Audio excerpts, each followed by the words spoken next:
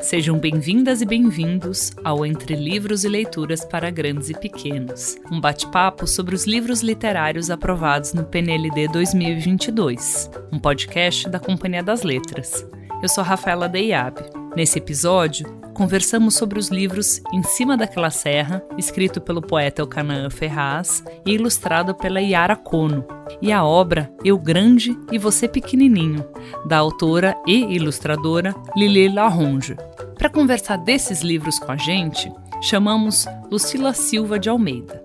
Lucila é pedagoga e tem pós-graduação em Educação para Crianças de 0 a 3 anos pelo Instituto Singularidades de São Paulo. É autora do livro Interações, Crianças, Brincadeiras Brasileiras e Escola, pela editora Blucher, e coautora dos livros Parlendas para Brincar, Adivinhas para Brincar e Receitas para Brincar. Essa coleção é da editora Panda Books. A obra Práticas Comentadas para Inspirar também foi escrita por ela e publicada pela Editora do Brasil.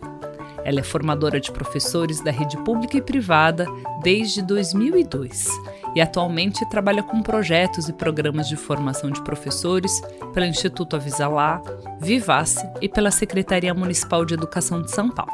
Bom, como já é uma tradição, a gente começa o episódio de hoje com uma história, um aperitivo para aquela sensação que as crianças vivem, em sala de aula e em casa com mediadores de leitura. Então, vamos escutar um trecho do livro Em Cima daquela Serra, na voz da atriz e contadora de histórias Suelen Ribeiro.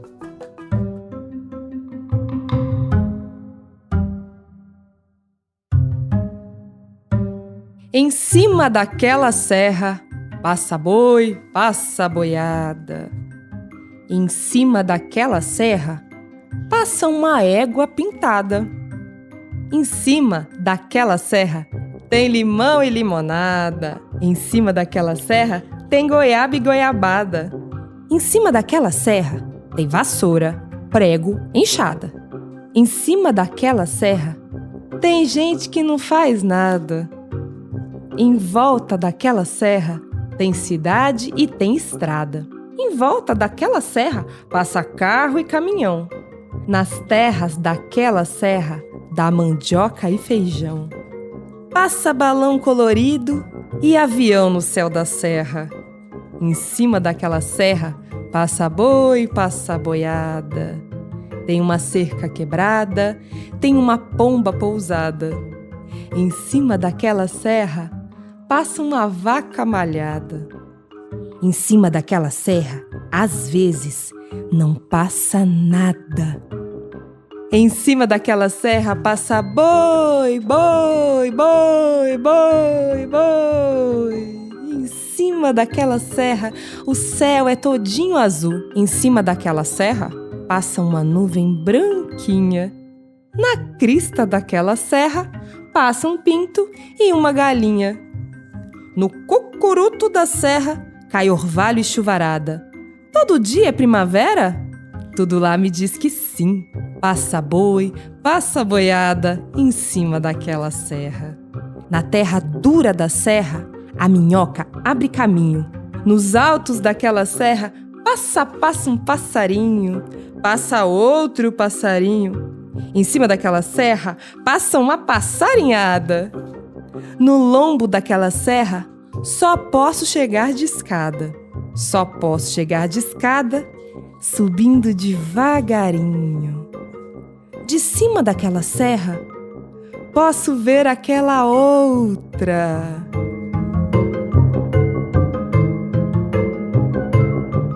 Então, vamos falar um pouco sobre os livros de hoje? O livro Em Cima daquela Serra foi escrito pelo Elcanaã Ferraz. Ele é considerado um dos principais poetas brasileiros de literatura infantil e juvenil. O Elcanaã nasceu no Rio de Janeiro, em 1961. É professor de literatura brasileira na UFRJ. Ele já recebeu muitos prêmios, entre eles o Portugal Telecom. O Elcanaã comenta que adora muitos bichos, mas que o boi é um dos seus animais preferidos. E esse animal tem um papel destacado nesta obra. Quem fez a ilustração do livro foi a Yara Kono. Ela nasceu em São Paulo, mas atualmente mora em Portugal. Yara conta que gosta de desenhar elefantes e que foi um desafio muito bacana desenhar os bois para ilustrar esse livro. Por seu trabalho, a Yara já recebeu 2 prêmios, o Nacional de Ilustração e o Bissaia. Vale dizer que o Em Cima daquela Serra faz parte da seleção feita do prêmio 30 Melhores Livros Infantis do ano da revista Crescer. O ano foi 2014 e ele também foi considerado altamente recomendável pelo prêmio Fenilige. O outro livro que a gente vai conversar é Eu Grande Você Pequenininho. É uma obra muito fofa, sensível e que aborda uma temática comum a várias obras dessa autora, a Lili Larronge. O tema são as relações familiares e as descobertas sobre si. A Lili Larronge nasceu em 1979, e se formou em comunicação visual na Universidade de Bauhaus, na Alemanha. Ela trabalha como ilustradora e escreve e ilustra livros, tanto para crianças como para adultos. Bom, e para conversar desses livros, estamos aqui com a Lucila. Bem-vinda, Lucila. Oi, Rafa. Bom, as crianças desde muito pequenas gostam de brincar com a linguagem, né? Explorar os sons, os ritmos, as cantigas, parlendas, quadrinhas, enfim, os poemas. Né? E ainda que eu não tenha falado isso na apresentação do livro, né, a gente já está cantando a bola pelo título, né, que Em Cima daquela Serra está nesse universo, que é o universo dos poemas, né, e o universo da brincadeira com a linguagem e do cotidiano infantil. Portanto, o universo da cultura da infância. Os livros que a gente vai falar hoje, eles têm algo especial em comum. Eles são escritos, né, nessa forma de quadrinhas. Um tipo de poesia que é composto de 4 versos. Você pode falar um pouquinho dessa semelhança entre esses livros? É engraçado pensar esses 2 livros, que são 2 livros lindos, né? O Eu Grande, Você Pequenininho, ele é escrito em forma de quadrinhas, mas ele retrata a relação entre um pai e um filho. Né? E é bonito pensar que a autora ainda faz uma escolha pelo diminutivo. Essa ideia de que para o pai os filhos nunca crescem. Né? Então, ela também joga com essa coisa do diminutivo, né, e do aumentativo, que pode ser explorado nas rimas, mas também ele é destacado no título do livro e em algumas ilustrações. Então, ela faz esse jogo do aumentativo e do diminutivo. Né? E é um livro que está trazendo a possibilidade das crianças, de toda e qualquer criança se sentir representada, porque ele vai trazendo cenas comuns às crianças na relação com as suas famílias. E o Em Cima daquela Serra traz uma outra possibilidade de quadrinha, que é uma possibilidade de uma quadrinha que fala sobre o mundo, né? De um mundo especial, repleto de morros e de bichos. E eu acho uma coisa tão linda, porque quando eu subo na serra, eu vejo o mundo de uma maneira ampliada.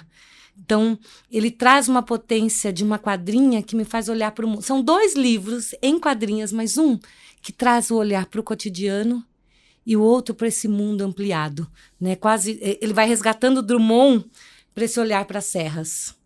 E retoma, né? É quase uma parlenda, né? Em Cima daquela Serra, passa boi, passa boiada, e compõe, né, muitas novidades a partir, né, desse chamado inicial, né? E uma coisa que você falou, né, das crianças se sentirem representadas nessa relação cotidiana, no Eu Grande e Você Pequenininho, eu acho que a grande sacada desse livro é que os personagens principais, vocês que não estão aqui olhando para o livro, né, vão parar de escutar o podcast agora e ir correndo para a livraria, mas a grande sacada é que esse pai e esse filho não são humanos, né? Eles são castores. Exatamente. E isso faz com que qualquer criança e qualquer pai possam se imaginar, né, nesses personagens, porque são bichos. Então não é um homem alto de bigode e uma criança loira de olho azul, né? Que faz com que você tenha simpatia pelos personagens, mas eles não são parecidos comigo. O fato deles serem bichos faz com que você tenha uma universalidade, né, dessa representação. E eu acho que tem uma coisa legal, né? A escolha de ser feito em quadrinha traz uma possibilidade de um texto que é fácil de memorizar. Né? Então, eu penso sobre esses personagens por um texto que é fácil de memorizar. Que é um texto que eu consigo me apropriar desse texto. Não, é um texto que não é grande, mas que traz a possibilidade das crianças guardarem na memória. E a gente já comentou aqui um pouco sobre a ilustração, né? A relação entre o texto e a ilustração. Eu falei, dei o spoiler para os ouvintes, né? Sobre como são representados o pai e filho no Eu Grande e Você Pequenininho. Mas você também, quando comentava em cima daquela serra, você falava dessa visão ampliada da serra, né? Como é que esses dois livros expressam isso, que são cruciais, né? Para a significação deles, por meio da relação entre o texto e a imagem? É importante pensar que, por exemplo, em cima daquela serra, a escolha da disposição gráfica, ela não é estanque, né? Então, há páginas duplas, né? Os versos eles estão separados, mas em algumas páginas eles se concentram numa mesma página. Tem momentos que ele ocupa o início, tem outros momentos que ele vai lá para o final da página, né? Então, as imagens elas vão jogando com os versos, possibilitando novos sentidos aos poemas. Vai mudando o respiro, né, do texto. Vai dando respiro. E fazendo com que a interpretação vá mudando, né? Então, vai ajudando a gente a pensar, né? Esse respiro vai dando tempo também para o leitor e observando a imagem e o texto. A gente acabou de escutar, né, a leitura pela Suelen, né? Mas por mais que seja um texto bom de ser escutado, com a relação com a ilustração, ele cresce, né? E é importante a gente pensar, por exemplo, que em Eu Grande e Pequenininho, a articulação entre o texto e as ilustrações, assim como do Eu Canaã, né, eles permitem que o leitor vai construindo esse sentido da narrativa, vai fazendo suas próprias interpretações, né, vai tendo um diálogo criativo entre a palavra e a imagem. E isso vai estimulando os pequenos leitores a interpretar esses detalhes não verbais. Né? Então, o livro vai trazendo a oportunidade deles observarem algumas convenções da escrita, né? À esquerda, à direita, em cima e embaixo, mas também a olharem a grafia das palavras em consonância com esse som, né? De modo que eles vão pensando também, isso também vai trazendo uma possibilidade de ampliação de vocabulário. Né? Então, o livro vai trazendo essa estrutura fixa e rimada, que é fácil de memorizar, que oferece oportunidade para que as crianças antecipem e recontem partes da história. Né? Então, ele vai brincando um pouco com esses símbolos e objetos que não são óbvios, né? Então, vai ajudando a pensar um pouco mais nos detalhes, nas cores, nos formatos, que também vai me ajudando nesse processo de leitura. Você consegue falar um pouquinho para a gente agora da relação entre pai e filho, né? Entre criança e o pai, em Eu Grande e Você Pequenininho, e sobre a relação entre a criança e o mundo em cima daquela serra? Tá. Em Eu Grande e Você Pequenininho, essa relação aparece de maneira poética. Né? O texto vai ajudando a gente a refletir sobre o papel da brincadeira, desse brincar junto entre o pai e o filho, né? E essa importância desse adulto parceiro, desse adulto que está junto, né? É lindo pensar que ela faz esse caminho do brincar, porque é no brincar que a gente vai inaugurando algumas descobertas e questionamentos sobre o mundo. Então, tem essa relação bonita, né, de como é que eu conheço o mundo pela brincadeira em um parceiro experiente. Né? Então, ela vai trazendo, vai colocando o pai a olhar esse crescimento do filho. Né? Então, como é que esse filho começa como dependente e depois vai tornando independente desse adulto, né? Como é que eu vou olhando para as relações de segurança que o pai traz na relação, né? Como é que eu vou ajudando meu filho a se lançar no mundo, mas também como é que eu lido depois que meu filho se lançou no mundo, né? Então, eu preciso sentir, é quase como se eu olhasse para isso, essa necessidade de olhar algumas ilustrações, o que eu perdi, que mudança de chave que acontece nesse momento. E em cima daquela serra, o mundo é visto pela perspectiva da poesia também, né? Mas ele traz uma coisa pelos sons, pelas repetições, né? De um mundo que é repleto de bichos, os bois, que são a grande paixão do Eu Canaã, né? De uma natureza que tem quase uma serra sendo a protagonista, né? Quase como se a serra tomasse conta de toda essa história. Né? Então, os dois livros vão trazendo essa importância de criar esse imaginário, né? De olhar para a natureza, para essa relação. Né? Você mesmo traz, né? São personagens que não são humanos. né? Então, como é que eu olho para os animais, né? Pensando em todas as situações ambientais, em toda essa relação do homem com a natureza, né? A Lídia Ortello vai pensando, ela tem uma coisa que faz a gente pensar, que para pensar na relação com a natureza, eu também preciso me colocar como parte da natureza. Né? Então, quando a autora faz a escolha de trazer 2 castores, né, ela também está me trazendo assim, olha, esse castor é igual a mim. Que referência que eu também estou me trazendo de olhar para a natureza como parte e não como algo externo. Teve um outro episódio, né, que a gente comentou que todas as mães se reconhecem no Lulu e o Urso. Eu arrisco dizer que muitos pais se reconhecem, né, no Eu Grande, Você Pequenininho, e muitas mães também, né?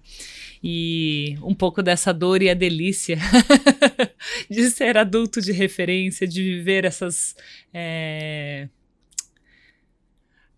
experiências inaugurais, né? Essa com as possibilidade. Crianças, né? Eu tenho um ser na minha mão que eu vou apresentar o mundo, né? Então eu apresento o mundo, apresento a leitura, mas também de ver esse filho sofrendo, fazendo birra, saindo não te deixando das minhas dormir. mãos, né?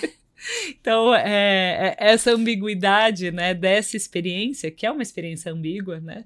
A relação entre pais e filhos, né? Eu acho que ela, na experiência de leitura, ela encontra eco tanto na criança quanto no adulto, né? E isso faz com que a leitura desse livro seja efetivamente muito especial. Né? Eu tenho pensado muito no Eu Grande, Você Pequenininho. Como é que eu lido também depois que os filhos crescem? Como é que eu lido com esse ninho vazio? Né? Com esse filho que não depende mais tanto de mim? Né? E aí você fica grandão, filho. Uhum. Né? Então, esse jogo que a autora faz também com diminutivo e com aumentativo é para que a gente possa também olhar para isso, né? Para essas mudanças de cenários, né? Desses ciclos da vida, né? Dos crescimentos. Bom, a gente acabou falando sobre uma leitura quase num contexto doméstico, né? Nas casas, mas a gente consegue pensar a leitura dessas obras dentro da educação infantil? Qual que é a importância? Primeiro que a gente precisa pensar a literatura pela linguagem. Uhum. Né? Eu estou trazendo para a educação infantil a possibilidade das crianças pensarem sobre uma linguagem escrita, né? Dela pensar sobre os textos poéticos, de pensar como essa palavra ela é utilizada de um modo especial, né? Ela é expressa, ela tem uma cadência, ela tem um movimento, tem quase uma musicalidade.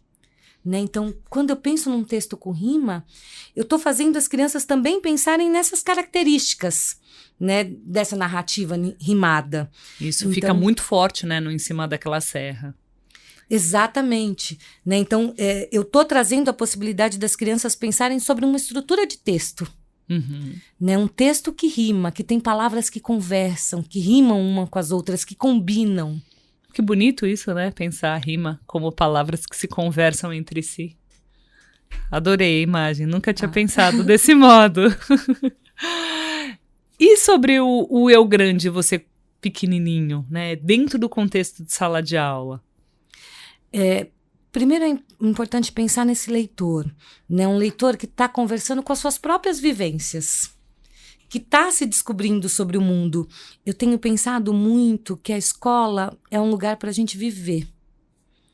Né? E se é um lugar da gente viver, né, tem um autor que diz que seja uma boa maneira de se viver. Né? Então, pensar o Eu Grande Pequenininho a partir de cenas cotidianas é a possibilidade de, na escola, as crianças conversarem sobre sua própria vida. De né? refletirem sobre De refletir si. sobre si mesmo e sobre o mundo. Então, como é que eu olho para esse pequeno leitor como alguém que está se constituindo no mundo? Como alguém que está querendo se saber? Acho tão bonito porque você fala das crianças e dos leitores na sua potência máxima, né? A gente está quase falando de uma conversa psi, né? De uma descoberta de si, de uma identificação, né? E da plena crença que você tem que as crianças dão conta e conversam sobre isso cotidianamente no ambiente da escola, né? Porque eu acredito nisso, né? Eu acredito que quando bebê, se a criança tem um contato com o objeto livro, né? Se a criança tem uma constância, se eu sou um adulto que leio diariamente, eu acredito que ela vai criando musculaturas, né? E as crianças têm as suas perguntas sobre o mundo. Nós, adultos, é que às vezes vetamos as perguntas delas sobre o mundo, né? Elas têm perguntas sobre elas, sobre o mundo, sobre as coisas. Então, acho que a primeira coisa que a gente precisa pensar é como é que eu acredito numa criança potente. E são perguntas filosóficas e essenciais e que a resposta não é simples nem única, né? Não, e assim, para acreditar que a criança é potente, eu tenho que me dedicar a sentar numa roda com as crianças e ouvir o que elas pensam sobre a história. Né? Mais do que ouvir sobre os personagens. Né? O que essa história convocou, que disparadores, a gente estava falando sobre disparadores de conversas. Né? Que disparadores essa história me acionou? Que lanterninhas ela acendeu? Né? Porque a leitura pode acender lanterna nas crianças e também no adulto leitor. Muito bacana.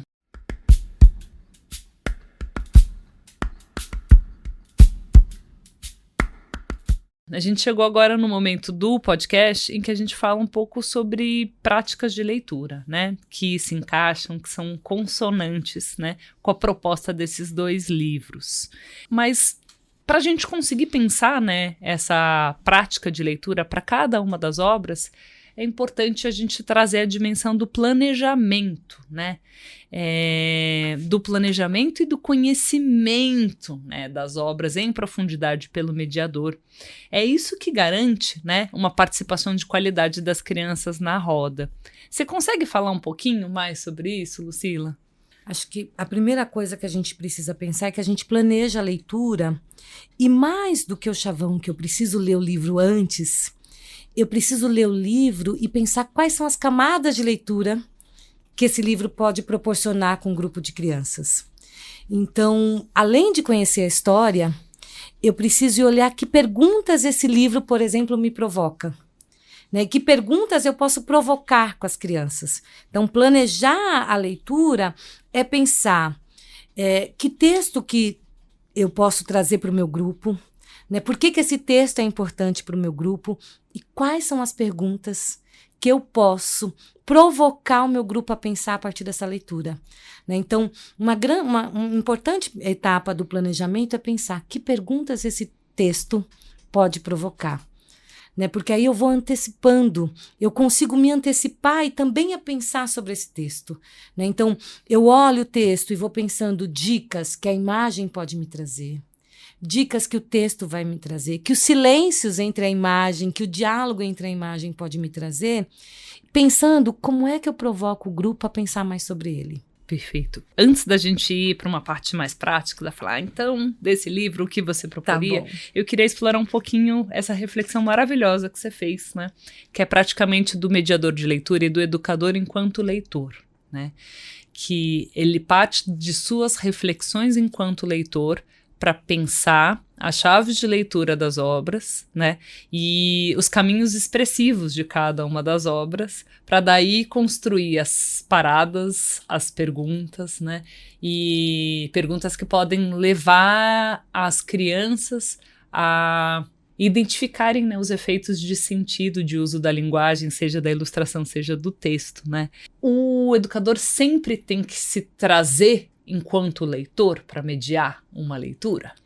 Acho que é importante a gente poder pensar que a leitura não é só decodificar o código. Né? Então, o livro sempre traz mais coisas do que está dito. Então, para eu provocar um gosto, para dizer, assim, que geralmente na minha prática acontece, as crianças gostam dos momentos de leitura, porque elas veem na gente também um brilho nos olhos. Elas veem na forma com que eu leio um desejo pelo aquele texto. Então, eu tenho que estar implicado nessa leitura.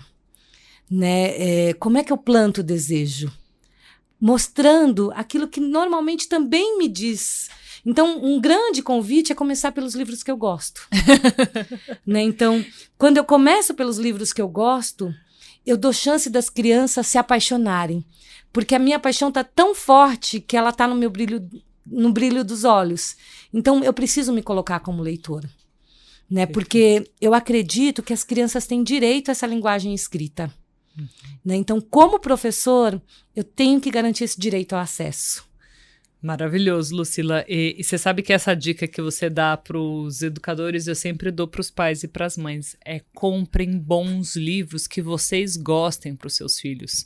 Porque imagina o suplício que é ler livro ruim para criança. É você que vai ter que ler, né? Então compre algo que seja bom, que você curta, né? Que assim, é meio caminho andado, não mais. É 90% do caminho andado de que vai ser uma leitura divertida, prazerosa, afetiva e de sucesso. Porque você vai estar ali se relacionando com esse prazer e com esse desejo, com essa fruição, você consigo próprio o livro e compartilhando, né, esse gosto com a criança de dentro da tua família, e né? Tem mais, né, Rafa? Se a gente está acreditando que a gente não lê só o texto, mas lê também as imagens, a gente também precisa pensar que as crianças leem o nosso corpo. Uhum.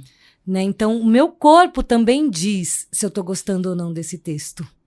Né? Então, eu também me implico a partir do momento em que meu corpo também revela que essa leitura é prazerosa, que essa leitura está me trazendo descobertas, novas perguntas. Então, é importante a gente poder começar, né, por essa dica, lendo o que a gente gosta. Maravilhoso. Agora vamos para a parte prática também, né? Pensando no eu grande e você pequenininho. Tem alguma dinâmica que você acha que seja bacana para fazer em sala de aula? Né? No eu grande e você pequenininho, acho que a gente pode trazer esse olhar para as relações do cotidiano, né? Das situações que são próximas das crianças. Né? É possível que eles queiram contar, por exemplo, algo que foi disparado pela leitura. Então, é fundamental que eu acolha essas falas.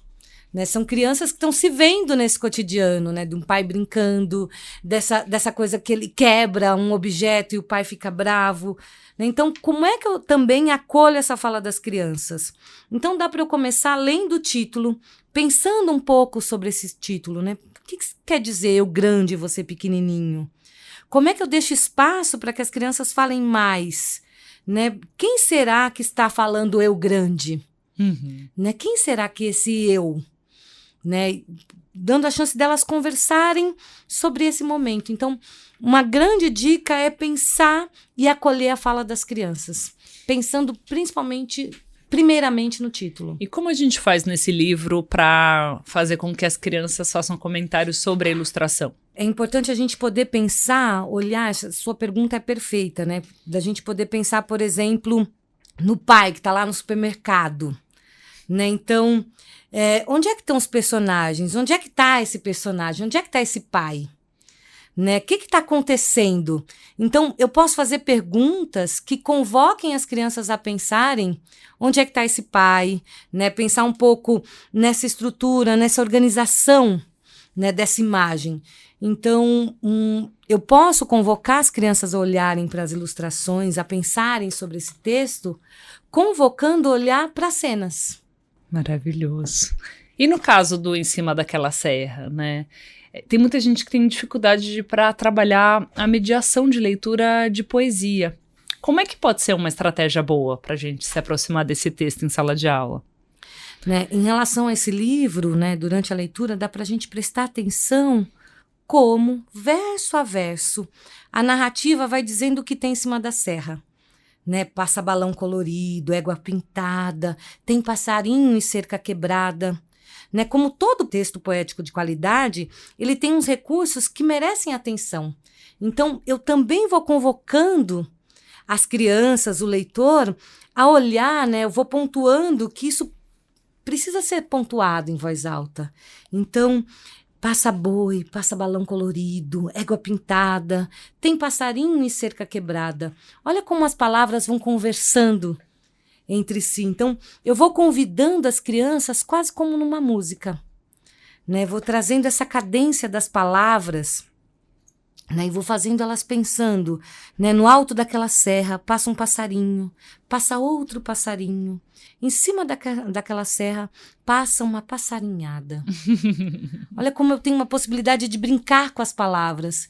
Então, eu trago essa linguagem poética pela brincadeira das palavras, que é algo que as crianças amam fazer.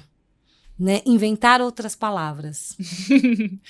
E eu tava brincando em outro episódio aqui do podcast que a gente fica ensinando teoria literária na educação infantil, só que não, né?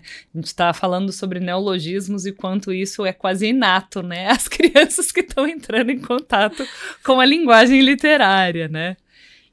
E as crianças estão entrando em contato com a linguagem literária e com a linguagem do mundo. Né? Elas estão pensando, né, sobre esse texto. O que é uma passarinhada? Né? O que é passa-boi, passa-boiada? Né? As crianças, é um livro que convoca a gente pensar sobre as palavras, sobre o que é uma boiada? É mais de um boi? Né? É um boi dando risada? Né? Olha que lindo poder pensar que a gente pode brincar com as palavras pela poesia, né? De maneira poética. Muito bacana isso. E isso aparece, né? Essa criação aparece também nas ilustrações, né? E daí a gente tá falando de uma situação de leitura que é dialogada, e daí às vezes rola a maior confusão, porque todo mundo quer pegar o livro e você tá lendo por uma turminha ali. O que a gente pode fazer? Tem um outro tipo de prática de circulação, né? Do dispositivo livro, que permita um contato mais próximo, que não seja a roda. Como é que a gente pode fazer? Essa é uma pergunta interessante. E ela é interessante porque a roda é uma das maneiras que a gente pensa de uma maneira democrática, que todos possam ver ao mesmo tempo. Mas se eu pensar na roda, todos não estão vendo ao mesmo tempo. Né? Então, como é que eu posso organizar?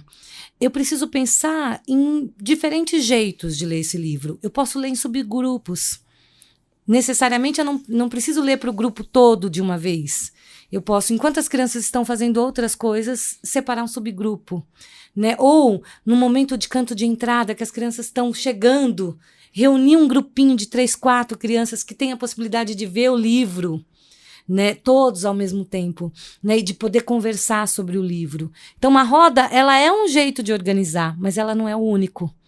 Né? Então, eu posso organizar as crianças sentadas de frente para o professor, se essa for a única condição, se eu só tiver como meio ler para todo o grupo, as crianças podem estar sentadas de frente para o professor, né? De uma maneira que eles possam estar vendo a imagem ao mesmo tempo e conversando. Mas a separação em subgrupos dá uma possibilidade de escuta maior desse professor, mas também de participação das crianças. Né? Em subgrupo, eu dou mais chance daquela criança que normalmente não fala, poder falar, poder se expor. Então, uma dica que eu dou é poder fazer essa leitura dialogada em subgrupos, para garantir também a participação dessa criança que não fala num grupo maior. Nossa, essa sugestão é de ouro, né? E a gente falou aqui num contexto de sala de aula, né? Mas pensando a leitura em casa, né? Eu logo penso num livro, por exemplo, O Eu Grande, Você Pequenininho, né? Uma leitura que cresce, que fermenta, né? Quando é feita com os protagonistas dessa história, né? No seio da relação familiar. Basta a gente mandar o livro para casa ou o retorno desse livro na escola tem que ser retomado, tem que vir com atividade, tem que ter lição de casa junto com a leitura ou não? Ler é suficiente? Tem que sempre mandar uma consigna junto, né? Eu gosto sempre de pensar que cada livro propõe uma leitura diferente e propõe jeitos de ler ou consignas diferentes. Né? No Eu Grande e Você Pequenininho, tem uma possibilidade, eu posso pensar num bilhete, né, convocando a família para ler, mas também convocar a família a contar como que é esse cotidiano na casa dela. Né? Então, tudo vai depender também do livro. O livro também tem convites que podem suscitar algumas propostas com as famílias. E eu não gosto, tudo que é regra é muito perigoso, né? Porque aí ele vira uma obrigação e não uma possibilidade de ler e de olhar o que esse livro está me suscitando. Né? Então, aquela coisa do planejamento. Ao planejar, eu também posso pensar pistas. Né? No Eu Grande e Você Pequenininho, eu posso pensar como é que foi essa leitura em casa, mas também convidando as famílias a contarem cenas do cotidiano dessa família. Né? Então, convocando o leitor a também fazer parte, a construir novas histórias. Né? E outros livros não. Outros livros, só a leitura já é suficiente. Então, A medida, ela está muito mais pautada no livro e nas suas possibilidades, né? No que eu quero com esse livro. Então, a medida está muito pautada lá no planejamento. Então, eu vou fazendo escolhas pelo livro, pela família e pela possibilidade que esse livro me traz de diálogo. Né? Então, se é um livro que a leitura por si só, né? Então, a leitura por si só basta, mas tem muitas leituras que desencadeiam outras condições de conversa, outras condições de retorno, né? E que eu posso faturar em cima disso. Então, quando vira regra, é um perigo, né? É pensar no equilíbrio, é pensar num jogo, né? Do que eu quero, que coisas que eu posso alcançar, como é que eu posso, junto com as famílias, ajudar essa criança a pensar sobre o mundo. Nossa, achei ótima essa reflexão, né, sobre o papel da leitura em casa e como deve ou não deve ser retomada em sala de aula, e que isso é uma vocação que está dentro do próprio texto literário, né? Muito interessante, né, essa reflexão. Confesso que eu nunca tinha pensado desse modo, né, para além da fórmula, né, do como fazer essa mediação. Né? Que, por exemplo, em cima daquela serra, que convite que eu posso fazer para a família? O que eu vejo quando eu subo em cima da serra? Que serra é essa? Pode ser um morro, né? Pode ser outros caminhos. Né? Então, como é que eu posso sugerir, observar o lugar que as famílias estão? Né? O que eu vejo ao redor da minha casa? O que eu vejo no ponto mais alto do meu bairro? Pode ser também um convite. Né? Então, é um convite para olhar para esse entorno. Cada livro vai trazendo convites. Né? O Eu Grande, Você Pequenininho faz um convite de olhar para dentro da casa, das cenas do cotidiano. E em cima daquela serra é pensar, por exemplo, o bairro, a rua. Né? Então, é olhar para o mundo, né? Essa poesia que fala do mundo. Por isso que eu digo, eu preciso conhecer o livro. E eu preciso pensar o que eu quero com esse livro, com a minha turma. Muito bacana. Infelizmente, chegamos ao fim, né, do nosso bate-papo sobre esses livros, mas antes de terminar, queria te agradecer muitíssimo, Lucila, pelas pontuações e pelas sugestões de leitura. Muito obrigada. Eu que agradeço o convite, Rafa.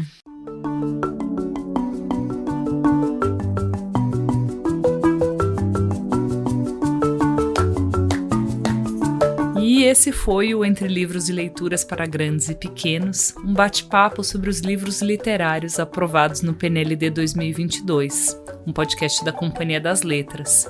Muito obrigada a todos os que nos escutaram e nos acompanhem nessa e em outras rodas de leitura. Nos encontraremos em breve para falarmos de outros 2 livros. Boas leituras e até a próxima! Esse podcast contou com a apresentação de Rafaela Deiabe e Lucila Silva de Almeida, roteiro Carla Quinzo, leitura e interpretação Suelen Ribeiro, produção Alex Caires, gravação e mixagem Estúdio Central 3, edição Paulo Júnior.